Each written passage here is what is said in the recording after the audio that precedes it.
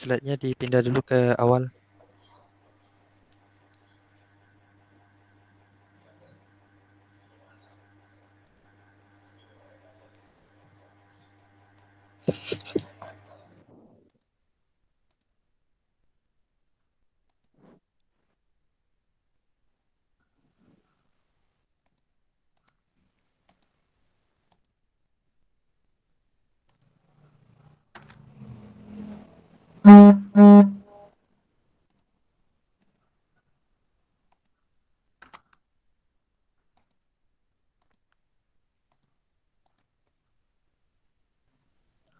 Klik aja Muslim satu ke itu slide satu, ke slide satu.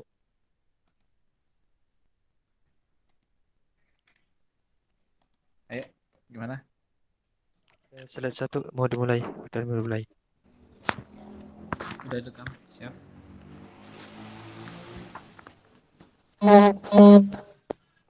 Assalamualaikum warahmatullahi wabarakatuh. Asyhadu an la ilaha illallah wa asyhadu anna Muhammadar Rasulullah. Allahumma shalli ala sayyidina Muhammad wa ala ali sayyidina Muhammad. Langsung aja kami dari kelompok 12. Di sini kami akan mencoba sedikit mempresentasikan hasil dari paper kami. Itu yang berjudul Kisah Sukses Usaha Mikro. Eh, Kelompok kami terdiri atas tiga orang. Yang pertama saya sendiri, Suhendri, lalu ada Ahmad Farizi, dan ada Muslim. Untuk mempersingkat waktu langsung aja kita ke pembahasan. Sebelum menuju ke pembahasan, lebih baik kita menjelaskan tentang pendahuluan dari tugas yang kami lakukan ini.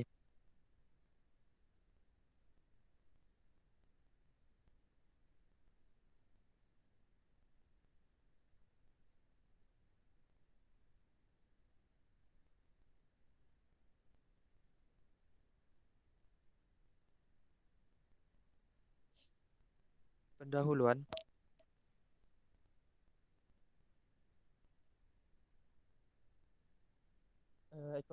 Ekonomi makro adalah sebuah ilmu yang menjelaskan atau mempelajari sebuah perilaku seseorang atau individu yang membuat suatu keputusan dalam aktivitas ekonomi. Yang membahas ekonomi secara khusus artinya membahas ekonomi secara keseluruhan, seperti konsumen, produksi, perusahaan tenaga kerja, industri, dan banyak lagi yang dibahas dalam ilmu ekonomi mikro ini. Dalam pembahasan kali ini kami akan membahas usaha mikro, kecil, dan menengah. Next.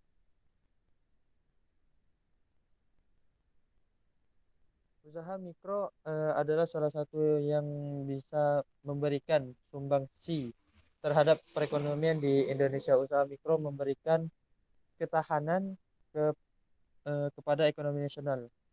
Usaha mikro juga merupakan usaha kecil yang berada di Indonesia. Banyak banyak ragam usaha mikro di Indonesia. Pada tahun 1998 telah terjadi krisis moneter pada masa itu. Namun usaha mikro masih bisa bertahan walaupun dalam keadaan krisis moneter. Karena itu usaha mikro berkembang dan juga konsisten. Next. Dalam hal ini kami akan menjelaskan kisah sukses mikroekonomi. Dalam kata lain, penulisan ini akan membuat kita mempunyai inspirasi untuk melakukan usaha dengan cara melihat bagaimana para usaha mikro yang sukses ini melakukan usaha. Jadi kita dapat mempelajari bagaimana para pengusaha ini melakukan usaha agar eh, kita nanti sukses dalam melakukan usaha seperti mereka. Next.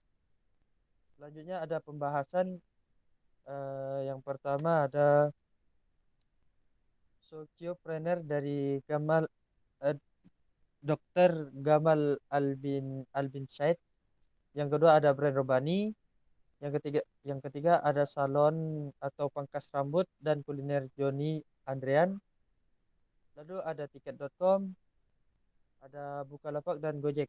Selanjutnya untuk membahas dari pembahasan ini akan dijelaskan oleh Ahmad Farizi. Pada Ahmad Farizi kami persilahkan. Baik, terima kasih atas kesempatannya. Untuk pembahasan selanjutnya mengenai kisah sukses dari salah satu pemuda kita di Indonesia, yaitu salah satunya itu Dr. Gamal Albin Said yang dikenal dengan socialpreneur. Nah, next. Nah, jadi dalam kisah Dr. Gamal bin Said ini diceritakan bahwa dokter ini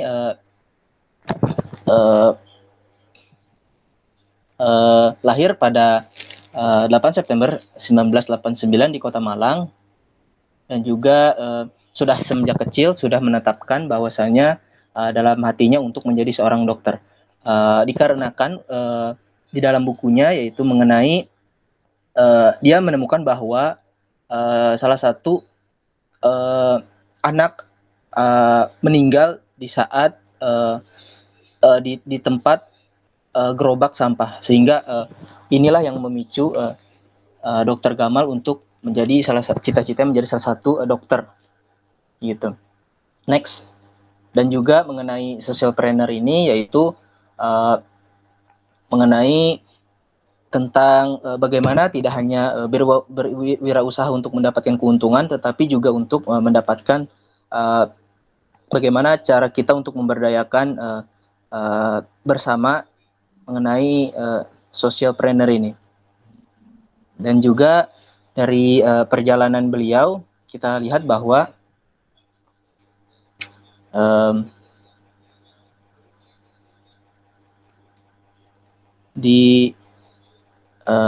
maaf sebentar, terlihat kecil ininya.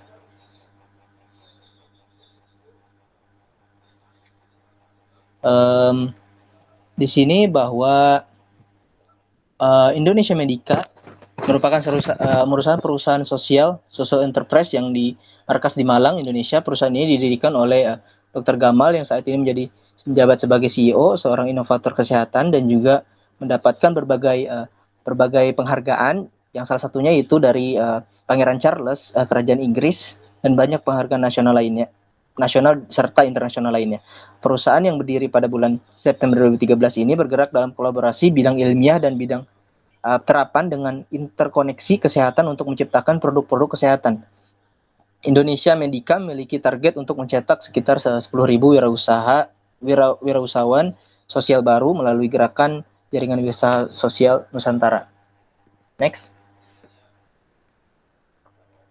Adapun salah satu dari pencapaian bisnis dari Dr. Gamal bin Said ini yaitu salah satunya inovasi Gamal GCI, yaitu Garbage Clinical Insurance, mendapatkan apresiasi dari Presiden Vladimir Putin yang mengatakan Anda menangani salah satu hal terpenting dan terpuji dengan hasil yang jelas. Next.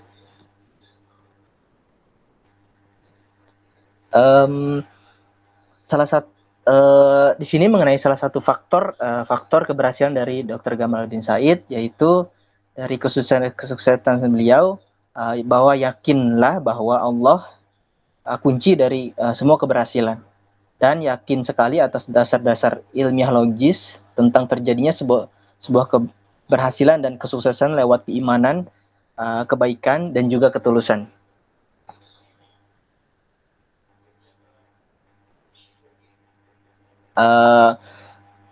Mungkin dari Dr. Gamal bahwasannya menunjukkan suatu pemimpin yang ideal, yang tidak hanya dari usaha, melainkan juga sebagai pengaruh untuk warga sekitar dengan mendirikannya usaha Garbage Insurance ini. Nah, terus selanjutnya kita beralih kepada brand Robbani. Nah, di sini kisah sukses selanjutnya yaitu dari Bapak Army Gunawan, yaitu yang kita kenal dengan brand Robbaninya, yang diawali dari tahun 1986, yang merupakan kelahiran Aceh dan juga merantau untuk menuntut ilmu di perguruan tinggi negeri, di salah satunya di Bandung. Nah, akan tetapi pilihan tersebut terasa tidak bermakna dikala dia aktif dalam kegiatan kerohanian serta ikut serta dalam aktivis. Nah, jadi dalam tahun-tahun pertamanya di kampus, beliau ini sudah berbagai macam ikut kegiatan aktivis dan juga kerohanian. Next. Sehingga membuat beliau bergerak untuk salah satunya juga diceritakan bahwa membuang buku dari buku ekonominya sehingga untuk melanjutkan jurusannya dengan jurusan sastra Arab. Nah, dari sini beliau masih terus mencari sesuatu hal yang baru sehingga memberanikan diri menyewakan tempat dengan buka tokonya sendiri yang diberi nama dengan Pustaka Robbani. Bahkan ia berani fokus pada usahanya dengan meninggalkan kuliah sastra Arabnya. Nah, di sini beliau memberanikan diri untuk tidak fokus untuk fokus kepada usahanya. Dan pada saatnya bisnis buku kian semakin sulit, akibatnya para pesaingnya akhirnya pada tahun keempat menjalankan bisnisnya, ia banting setir menjadi berbisnis kerudung. Dari buku dikonversi menjadi kerudung dengan brand yang sama-sama, yaitu dari Robbani. Next. Selanjutnya mungkin akan dijelaskan oleh saudara Muslim. Silakan. Untuk selanjutnya ada salon atau pangkas rambut dan kuliner yang didirikan oleh Johnny Andrean. Next. Awal mula perjuangan seorang Johnny Andrean. Kesuksesan Johnny dalam berbisnis dapat menjadi panutan bagi para perantauan yang sedang merintis usahanya dari nol. Bagaimana tidak, Johnny Andrean yang terkenal dengan salon yang dimilikinya serta bisnis bread shop dan juga GCO menjadikan indikasi yang nyata bahwa tidak ada yang tidak mungkin jika kita mau berusaha keras. Keinginan untuk mendapatkan keberhasilan di kota orang menjadikan Johnny Andrean memiliki sikap yang tangguh dan tahan banting menghadapi masalah di awal-awal ia merintis usahanya. Johnny ini merupakan seorang perantauan dari Pulau Borneo atau Kalimantan.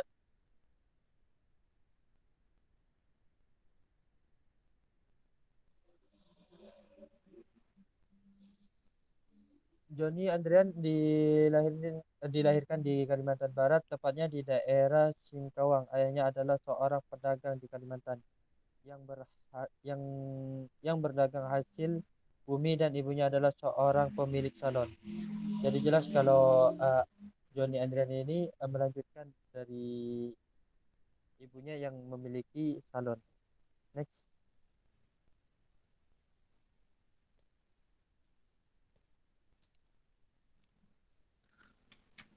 Oh, baik, mungkin bisa saya lanjutkan untuk selanjutnya. Baik, di sini ada tiket.com ya. Mungkin teman-teman semua sudah tahu tiket ini adalah salah satu startup di Indonesia yang cukup terkenal ya. Jadi di balik kesuksesan tiket.com ini tentunya adanya perjuangan yang tidak mudah. Ini bermula dari tahun 2011 ya hingga sekarang banyak sekali kita lihat dari awal mula tiket.com muncul hingga sampai saat ini yang lumayan terkenal ya.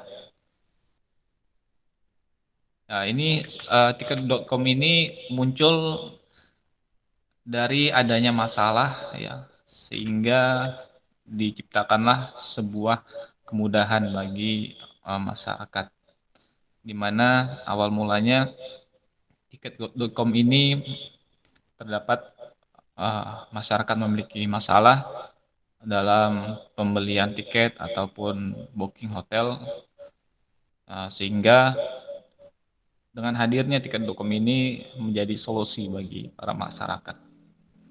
Nah, kemudian di sini ada juga startup Bukalapak ya. Jadi sejarah dari Bukalapak ini tidak lepas dari yang namanya Ahmed Zaki Nugroho, Hiro Kahyayonu, dan Fajren Rashid. Ya. Ini anak muda dari keluaran dari alumni ITB ya teman-teman, sebagai pendiri Bukalapak. Ya, ini begitu juga dengan Bukalapak ini bermula dari suatu pemikiran anak-anak muda dari ITB tersebut, mana dia menciptakan sebuah situs ya, situs untuk mempermudahkan masyarakat untuk belanja secara online. Nah, kemudian di sini kita ketahui ada Gojek. Gojek ini yang kita bisa kenal setiap hari ya. Nah, ini juga muncul dengan hadir awal mula muncul ini dari awal permasalahan yang ada di ibu kota kita Jakarta. Anak muda ketika itu melihat ada masalah yang namanya kemacetan, sehingga muncullah sebuah situs yang namanya Gojek. Nah, kemudian ini kesimpulan ya dari kita, kita dalam melakukan usaha, kita jangan pernah putus asa dalam melakukan usaha. Selama kita tetap berusaha dan kerja keras, kita akan bisa sukses seperti pengusaha-pengusaha di atas. Banyak trik dan teknik yang dijelaskan dalam melakukan usaha, kita bisa melakukan cara yang mereka secara tekan. Dengan itu kita akan mencapai tingkat kesuksesan dan bisa membantu banyak orang untuk mendapatkan pekerjaan, uang. Kita bisa membuat dan membantu pemerintah dalam menyediakan lapangan pekerjaan baru dalam hidup kita. Tidak ada yang mustahil jika kita selalu kerja keras, selalu berdoa kepada Allah Subhanahu wa taala. Mungkin itu presentasi ya yang kesimpulan dari kami. Sekian dari saya. Assalamualaikum warahmatullahi wabarakatuh.